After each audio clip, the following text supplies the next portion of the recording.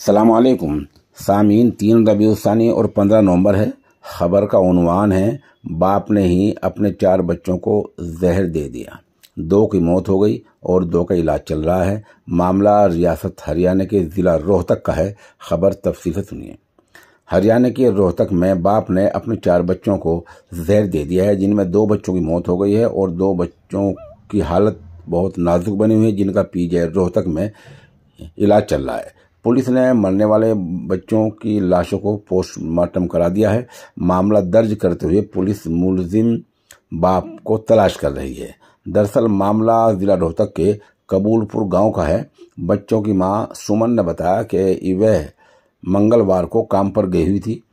वह मंगल के दिन काम पर गई हुई थी। इसी दौरान शोहर सुनील ने 10 साल की बेटी सिलिका, 8 साल की हिना, 7 साल की दीक्षा और 1 साल के बेटे देव को कोई जहरीली चीज दे दी।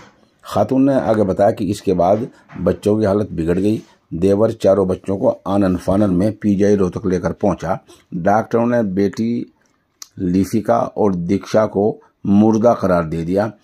बेटी हिना और बेटे का अस्पताल में इलाज चल रहा है और दोनों की हालत निहायत ही नाजुक बनी हुई है। मुलजिम सुनील के भाई सुंदर ने पुलिस को बताया कि बड़ी भतीजी लिसिका मेरे पास आई थी। उसने बताया था कि बाप ने हम सबको कुछ खिला दिया है। उसके बाद चारों बच्चों की तबीयत बिगड़ गई थी, तब मैं सभी को अस्पताल लेकर आया था। सुंदर का कहना है कि अगर मेरा भाई जिंदा है तो उसे गिरफ्तार कर लिया जाए और कहीं मारा गया है तो उसकी लाश हमारे हवाले की जाए।